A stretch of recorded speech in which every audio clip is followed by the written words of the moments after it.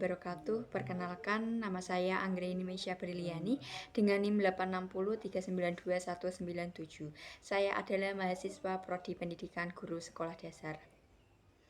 Pada kesempatan kali ini saya akan membahas tentang pilar-pilar pendidikan dan relevansinya di era digital. Nah, yang pertama yaitu makna pilar dalam konteks pendidikan.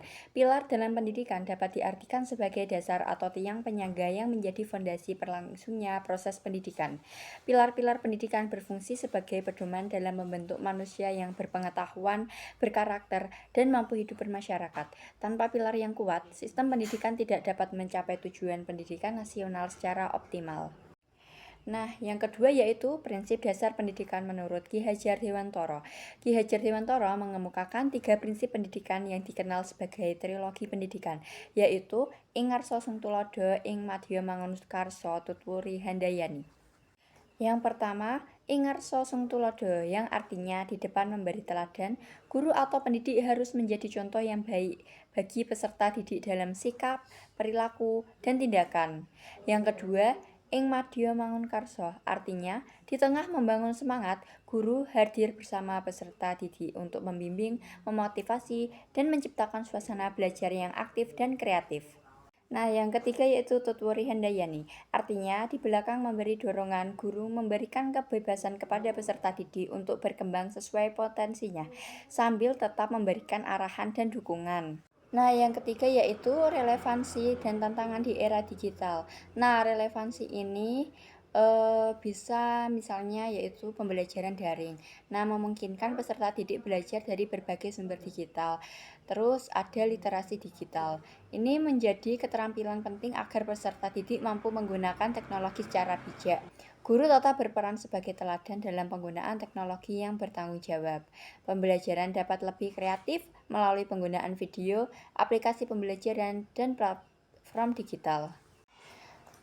Di balik itu semua pasti tentunya ada tantangan. Nah, tantangannya ini ada beberapa ya. Yang pertama yaitu bisa tentang penyalahgunaan teknologi dan media sosial. Terus yang kedua, penyebaran informasi palsu atau hoax. Yang ketiga, menurunnya interaksi sosial secara langsung. Yang keempat, kesenjangan akses internet dan perangkat teknologi. Dan yang terakhir yaitu tantangan dalam membentuk karakter peserta didik di tengah derasnya arus informasi digital. Dalam kondisi ini, prinsip Ki Hajar Dewantara tetap relevan karena guru harus mampu menjadi teladan, pembimbing, dan memberi motivasi dalam pemanfaatan teknologi. Yang keempat yaitu refleksi. Pilar pendidikan Ki Hajar Dewantara masih sangat relevan dalam menjawab berbagai persoalan pendidikan nasional saat ini.